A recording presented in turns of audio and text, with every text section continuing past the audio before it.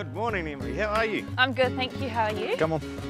A little bit warmer than it was yesterday. Yeah, exactly. Hello. A couple of good frosts. I'll Yeah. just let the hounds out. Yep.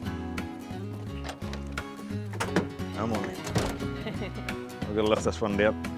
Easy old. He's getting a bit up. There you go, old boy. All right. Should we go and have a look at the new boy? Yeah, let's do it. Right.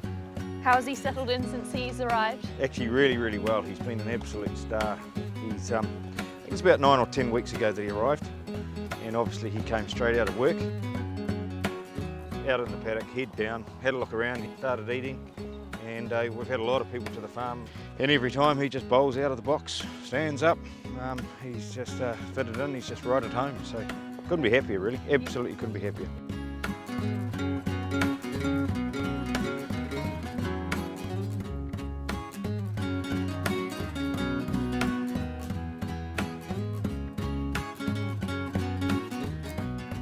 Thinking about Tivaci in his early years, he was first presented to the sales in the Australian English Easter sale. Tell me a little bit about his history. Yeah, so bred by Bart Cummings, which is, you know, obviously interesting. Bart famous for a lot of things, but yeah, so he bred the horse and yeah, presented it at Inglis, and he made 250,000 in the ring.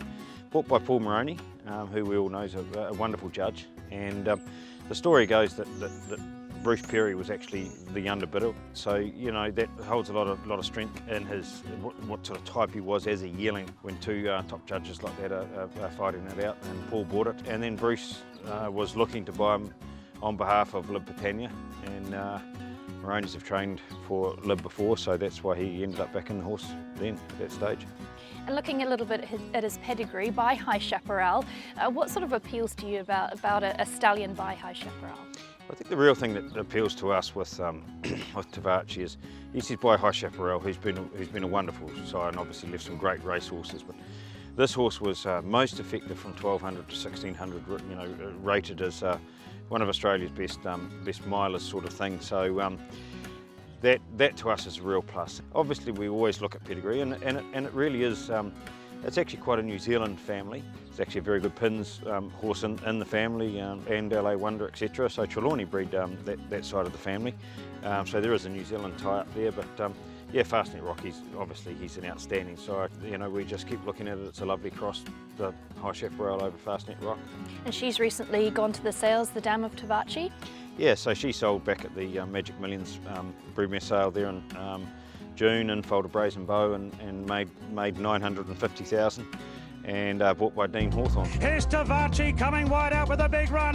Tivaci's going after Le Romain and Tivaci got up to win the All Age. He had a really good racing career as well, Tivaci, a successful 3-year-old and 4-year-old career. When did he first come on the radar for you as a stallion? Bruce actually mentioned the horse to me as a 3-year-old and said keep an eye on this horse, and they were heading him towards the Derby, but once he got past the mile, he wasn't as effective as he was up to the mile, and it took them a couple of runs to work that out, which is fair enough. And certainly when he came back as a 4-year-old, and just before his first start in the listed race, which was a win, Bruce and I spoke that week actually, and he let the ownership know at that stage, and Mike Moroney, that we would be interested, and we had our eye on him. At that stage there, we took a 35% interest in him. On he went, and obviously we had a lot of fun, and the highlight being the all-age stakes. It was so emphatic. He beat 6 Group 1 winners in the field, and the whole racing pattern at Randwick that day was basically off the front or on the speed, and he was last on the turn, and showed obviously a massive turn of foot to pick them up and win very convincingly.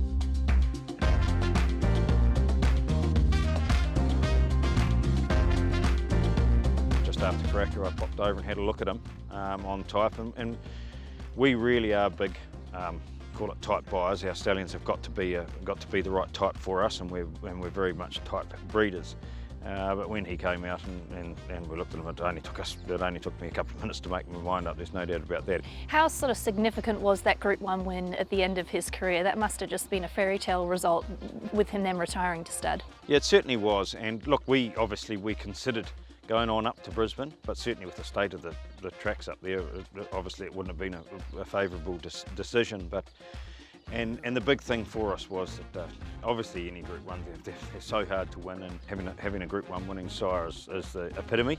And also winning in a carnival like that at Randwick over that Sydney carnival. I think it's reasonably fair to say, and arguably whichever way you want to look at it, it's the toughest racing in the world. Obviously we would have stood the horse anyway as a Group 3 winner, Group 1 placed, but to pick up that Group 1 was the ultimate. There's been a lot of talk in the media recently about racehorses retiring too soon. What's your take on that with Tivaci?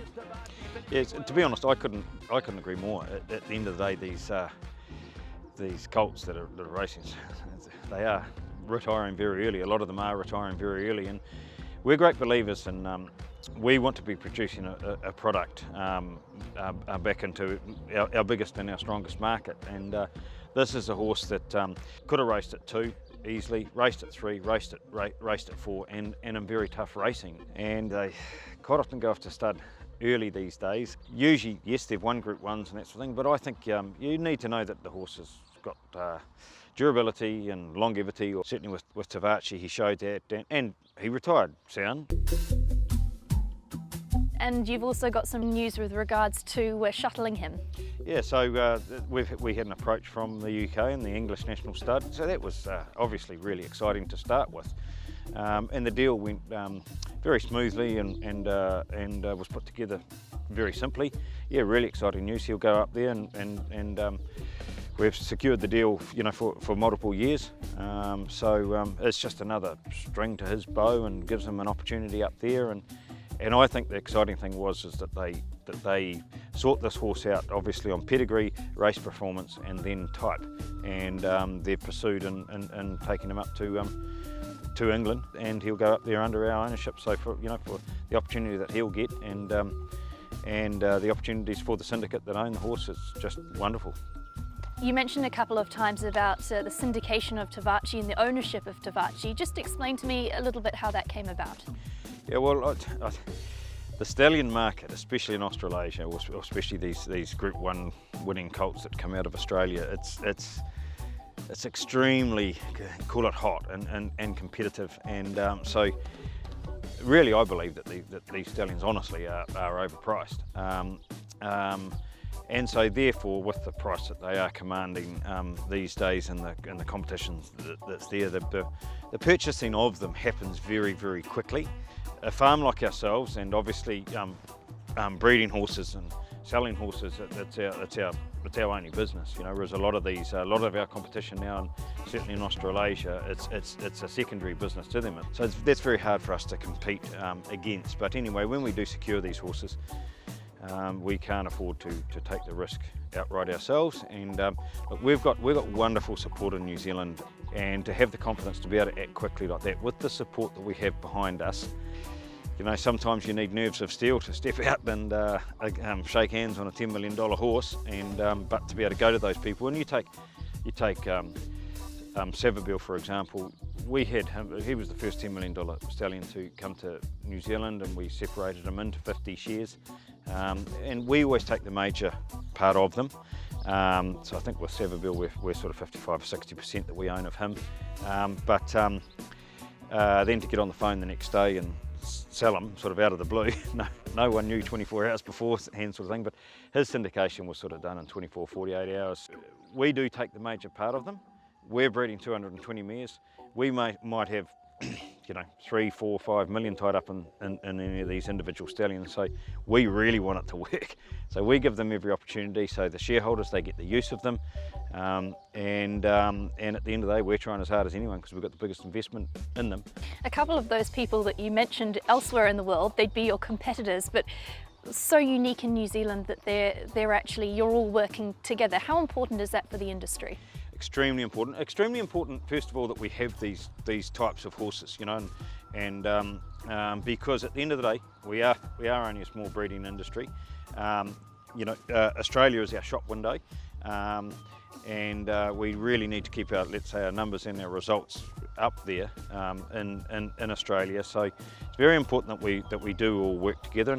And when with the syndication of some of these horses, like with Tivaci, some of the original owners, Australian owners, are still involved in him. Same with Savabeel, you know, Sacred Falls, there's international ownership in him. But certainly to get these horses in New Zealand and the quality of the likes of all of these boys here, it's just so important that we have them.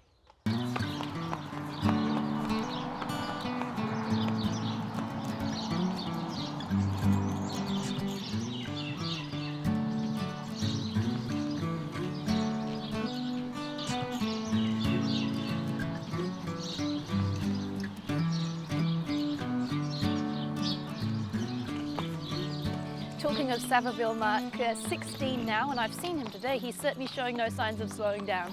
Yeah, no, that's right. He's a fit, healthy horse.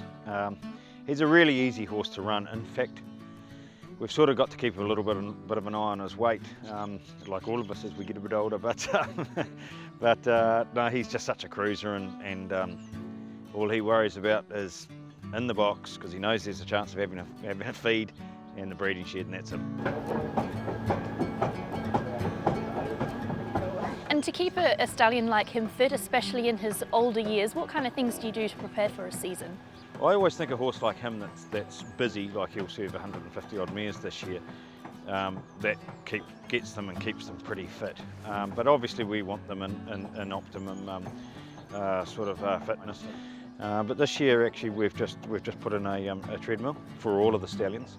And you know, the way we look at it is if we can keep them fit, and who knows, but if we get another year out of them, sort of thing, because they're all different individuals, and you know, some of them don't need much work. They're light of framed, and you know, they don't carry as much condition, and others put on a lot, especially during the off season. So it'll be nice to be able to once again stimulate their minds with something different, and also use it as a fitness tool. How did it go first day for him, stepping out onto that treadmill? Was he a bit surprised? Yeah, he wasn't sort of too bad. It was interesting. The younger horses that have obviously been on them, let's say the Sacred Falls, the Tivacis, and that, they just got on with it. Ocean Park, he did a lot of work on it when he was in work, so it's not a problem. But the interesting one was Pins. He was like, well, what's going on here? We didn't have these in my day, so it was funny. But I think it'll be a really good tool for them. And as I say, mind stimulation, off doing something else, and fitness. And you must be delighted, just another sensational year for Savabeel, a clean sweep at the awards. Yeah, he's certainly a wonderful year this year, and second time he's done that, and only he and O'Reilly have done that, the clean sweep. But I think the big thing, you know, was the 19 individual stakes winners, the different ages, sprint distances through to obviously staying distances. So the versatility is incredible. 19 stakes. It's hard to hit double figures, let alone 19. And obviously the big thing is, you know, he's double figures and stakes winners to runners, which is just an incredible feat. So you know, so it's something that we're all very proud of. And look, you know, thank God he's here at Waikato Stud and doing the job that he is, and thank God for New Zealand's sake he is as well. You mentioned O'Reilly there. How would you compare sort of a great in Savabeel with one of your previous greats in O'Reilly? Yeah, they're sort of hard to compare, and you know, like personality-wise, they all have their own personalities, which and I know, you know, certainly myself and David O'Leary that's been with us many years, and Sam Roberts, they're guys with a lot of experience you know, with horses full stop, but let alone stallions. And I know with these boys and especially myself, the stallions in particular hold a really strong place in our heart, because it's a very skillful job. I believe you have to treat them as blokes, you have to treat them as mates, but then again you can't let them get away with too much, because at the end of the day if they get on top of you, obviously you've got a real problem. So but comparing Savabeel with O'Reilly, they were boxed next door to each other. They were both gentlemen. Well, they are both gentlemen. We're both gentlemen. Great horses to work with, and you know, just horses that just, I suppose, from race horses through to stallions, the breeding shed, the going in and out to the paddock, in the box, and that sort of thing. They're horses that just get on with it.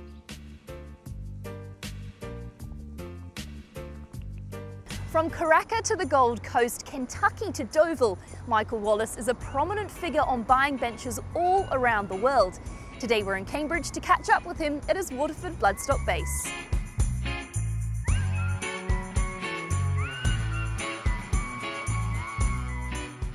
Michael, thanks for joining us today. Take me right back to the start. Where did the love of thoroughbreds come from? I think we were born into it. We didn't have any other choice really. My grandfather bought Waikato Stud in 1971 and I was born in Marston and grew up there, so it was a family affair right from day one. And growing up on the farm, I remember a stallion called Lord Bellin had been there from from our young age, and watching his career sort of as we grew up. And I think he had 13 Group 1 winners, which is a phenomenal effort. So I remember him really fondly, and we had a lot of Lord Bellin stock running around, and my father was training a few, and we had a little bit of success with racing a few of them. Tell me, from your dad obviously, being involved in racehorses as well, how much of what you do today do you still base on what you learnt from him? Yeah, a lot really. So, Dad's sort of given me a lot of good advice over the time, and I often, still to this day, will sort of lean back on him for it. Don't ignore the obvious is one of the things he says to me, and that's pretty good. Where did it develop maybe into more of a career for you? After we'd finished university, getting a finance degree, we came back and looked after the farm for a couple of months while Dad was away, and we just sort of evaluated what we really wanted to do, in life, and it was sort of decided that something to do with horses probably suited me better than being a stockbroker. So we just started from there, and working on the farm, and I got an international management scholarship. It sort of really opened up my eyes to the world and what was there. A kid growing up in Marston realised how big and the opportunities that were out there for us. So in that regard, it was a real eye-opener. Really enjoyed it. And you arrived sort of back from that world tour here in New Zealand, and what was the plan from there? Wasn't really a plan, to be fair. I came back and looked after John Thompson's stallions at Richfield Stud for 6 months and quit that at the end of the season. I was young enough, naive enough and stupid enough probably at the time to think, well, I'm going to become a bloodstock agent, and sort of off we went. When we started, we didn't have any horses and we didn't have any clients, so it was a bit of a problem. But we slowly chipped away, and we got over the hump after a few years, and things just started to grow. And Bruce Harvey was probably one of the first people really to give me a go, and he sent me off traipsing around the country looking for all sorts of things. So I think one of the first horses we found for him was an O'Reilly yearling, which we bought out of the paddock. He ended up being a horse called Kildon, and he ended up being a Group 2 winner and was sold to Hong Kong. So those sort of people, gave me a chance, and, once you sort of get people like that giving you a chance, a few other people started to pay a bit of attention. Under that Michael Wallace bloodstock banner, what would you say was your greatest success or your highlight? I think that the greatest success is just getting going. Looking back on it now is, it's sort of dumbfounding to think that we were, brave enough to really start it. So very proud just to, get going and get surviving, and build a business. In 2016, you then changed or rebranded Michael Wallace Bloodstock to Waterford Bloodstock. What was that move? We'd sort of been taken on as the racing and bloodstock manager for the China Horse Club about 3.5 years ago, and that was very small at that stage, but obviously had grand plans. As that sort of went on about 12 months, we were sort of seeing more of my time spent on that, and just wanting to get away from my name and create a brand that we could long-term grow into something a bit bigger. Yeah, we brought Mike Rennie on, full-time with us, and Nikki gave up her job at the bank, and she's come back to Waterford. So, they take over the day-to-day running of Waterford now. Tell me about that moment when the China Horse Club sort of approached you with this opportunity. What was your initial thought when that came about? It's very small when we started, but there was grand plans. Now, once I got to meet and discuss this with Mr. Teo, I realised that was a really great opportunity, for a young guy from New Zealand. So, I'm in a privileged position, but it comes with its pressures. So, it's so far 3.5 years down the track, things are working out well. So you described to me a little bit about sort of how you got into China Horse Club and working for them, but what exactly is your role? I'm the day-to-day racing and bloodstock manager worldwide. So we have a large stallion, broodmare, yearling racing program, which encompasses over 500 horses worldwide now. So my job is to manage that, to buy, sell, program, build our portfolio.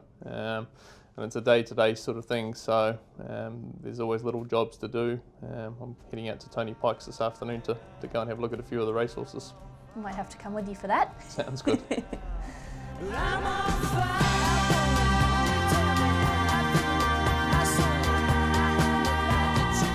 Plus a trip to Singapore and one to China. So America four times in a month? Yeah. Jeez. Yeah. So Singapore, China, so that's just sort of in the past. It's literally in the past 4 or 5 weeks. Can you just describe to me like a standard year, or I suppose even a month from what you described earlier? We're 1st of September now, so I'm heading back to Keeneland next week for 2.5 weeks of yearling sales, the big yearling sales there. Then I'll come straight directly back to Australia and we'll go and do foal and yearling inspections and run through the racing horses. You know, that takes the good end of sort of 4 or 5 days. We're down to watch Mime in the Group 1 race, and then we'll have 10 days at home. Tattersall sales will be on back in England, so we'll head off there. Back for the New Zealand Breeze Ups middle of October. You know, regular maintenance. We're trying to get back through Australia there for a couple of days. End of October. Early November is the major November Keeneland breeding stock sales and the Breeders' Cup, so we'll be back there for that. Duck over to England quickly, and then about the middle of December I'm going to have a break. That's December. We've only just got to December. Yeah. How does that, like, for your family, do they... Tough. Yeah. So we had a good chat about it before we started, of, you know, of what it was going to entail and that sort of thing. But you know, it was one of those things. Well, do you give up an opportunity, or you know, or in 10 years' time, do you look back and sort of think, man, what could I have missed done out there? You know? So, but we're bringing more people on board, and you know, that's sort of limiting the travel. Does Nikki and the kids get to come with you at all? Yeah, they come every now and then. Nikki likes to come to the Australian sales, and we bring the kids over there. It's obviously fairly easy, so which works out well. But she's been up to Ascot with us and America a few times, and came to the Kentucky Derby, and so you know, in that regard, we get to go and see some stuff together, which is good. And did you meet her through racing as well? Met her through working at Little Avondale Stud.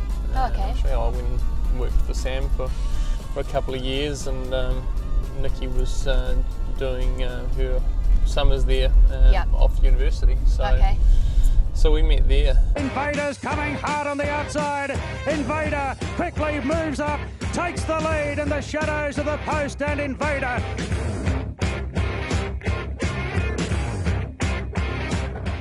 In that specific role with the China Horse Club, has there been a highlight for you? You know, I think the week that we had there in Sydney, watching, you know, in a 7-day period, watching Invader win the Size Produce and Russian Revolution win the Galaxy. Both colts by Snitzel that were gone and brought as yearlings, cultivated in their racing career with Henry Field and Newgate Farm.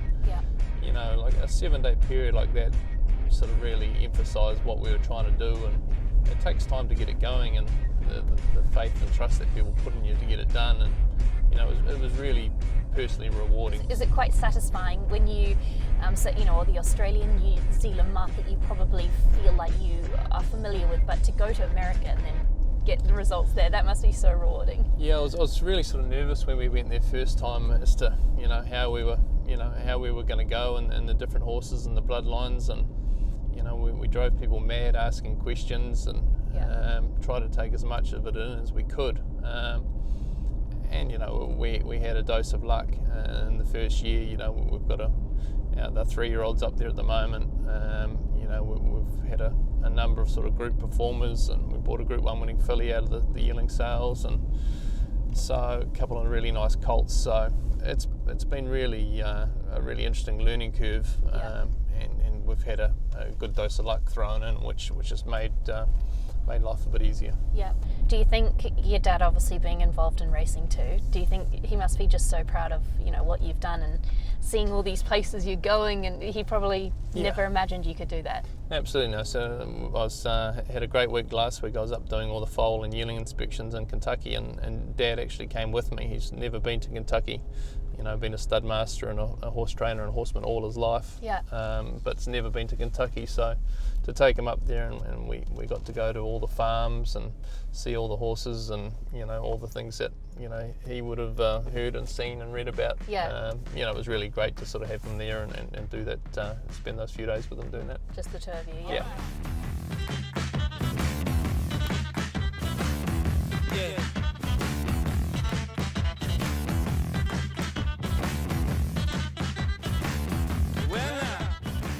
How does New Zealand sort of fit into China Horse Club's global enterprise?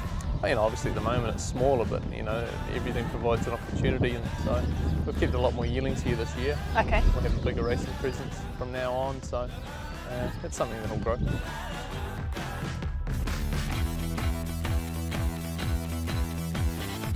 A big thanks to Michael Wallace for giving us his precious time. What a remarkable job he does. Now let's head to our first edition of Kiwibred News with Aidan Rodley. Thanks Emily, and welcome to the first edition of Kiwibred News.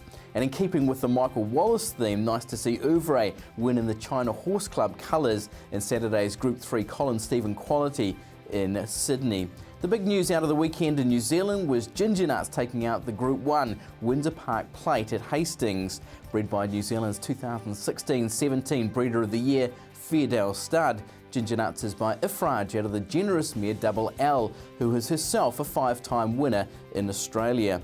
Double L is the dam of 5 named foals, 4 to race, all winners. Ginger Nuts was first sold at the New Zealand Bloodstock National Weanling Sale, where he was prepared by Goodwood Stud and purchased by Phil Cataldo Bloodstock for $5,000. He then returned to Karaka as a 2-year-old for the ready-to-run sale of 2-year-olds, for which he was prepared by Stanley Park and purchased by Tiakow Racing's David Ellis for $42,500. A half-sister to Ginger Nuts by Jackalberry will be offered at the New Zealand Bloodstock's Karaka Yearling Sales Series in January by Navara Park. Double L is currently carrying another Jackalberry and is due to foal in the next few weeks. Ginger Nuts will return to Hastings for the Group 1 Livermore Classic on October the 7th before making the trip across the Tasman for the Caulfield Cup. We'll be profiling Ginger Nuts later in the Kiwibred season. The other black type race on the Hawke's Bay card on Saturday was the Group 3 Hawke's Bay Breeders Gold Trail Stakes, which is won by Dijon Bleu. Bred by the Robinson Family Trust, Dijon Bleu is by Burgundy out of the unraced More Than Ready mare Pristino, who has produced 3 named foals, all winners. Trainer Lisa Latter purchased Dijon Bleu out of Lansdowne Park's 2016 NZB Select Yearling Sale Draft for $26,000. The Oak Stud Stallion Niagara got his first winner on the board when Lord of Cloud won on debut in Singapore.